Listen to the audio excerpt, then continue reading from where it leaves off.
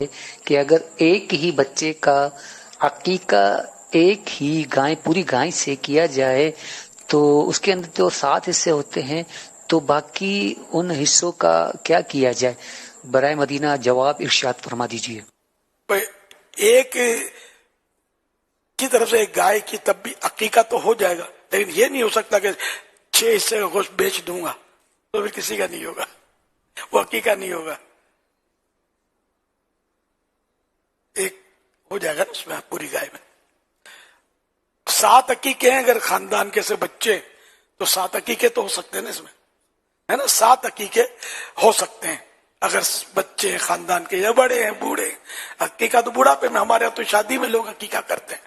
جبکہ افضل طریقہ اس کا یہ ہے 7ویں دن کیا جائے یا 14ویں دن، 21ویں دن، تو یعنی کہ 7 کے حساب سے بہتر ہے۔ اور اس میں حساب لگانا، اب بڑی عمر میں کیسے حساب لگے 7ویں کا،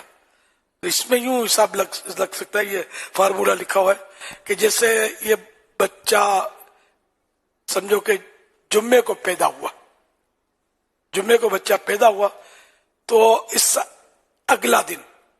یعنی زندگی کے ہر جمعرات اس کی 7ویں ہے، 7واں۔ صلو علی الحبیب صلی اللہ علیہ وسلم۔ ہمارے یہاں عموماً 2 بکرے عقیقے میں، لڑکا ہو تو 2 اور لڑکی ہو تو 1، اگرچہ 1 میں بھی ہو تو جاتا ہے، لیکن ہمارے ایک رواج ہے، چلتا یہی ہے، بہتر ہے، بہتر ہے، باہر شد لکھا ہے تو 2 بکرے، لڑکے کی طرف سے 2، لڑکی کی طرف سے 1 بکری، اور لڑکے میں بکرے۔ اب اگر کسی نے بڑا جانور کیا، اس میں 7 حصے ہیں، تو 7 میں سے 2 حصوں کی نیت کرے یا 1 حصے کی نیت کرے، اور اگر جو بقیہ حصے ہیں وہ چاہے تو ایصال ثواب کے کسی بزرگوں کو یا کہیں بھی ایسی کر کے 7 حصوں کو اس طرح تقسیم کر سکتے جیسے عموماً ہم بقرہ عید وغیرہ میں کرتے ہیں۔ تو اگر کوئی آپ کی طرف سے ان کو مشورہ مل جائے گا تو بڑا جانور بھی ہو جائے گا اور عقیقہ بھی ہو جائے گا، اور اگر اس بڑے جانور میں زیادہ ثواب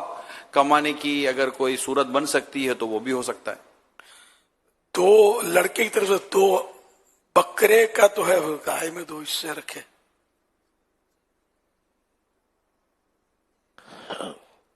اب یہ اصل میں قربانی کی طرح ہی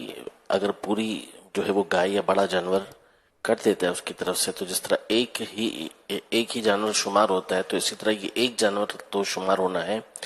لیکن باقاعدہ یوں ذہن میں کوئی جزیہ نہیں ہے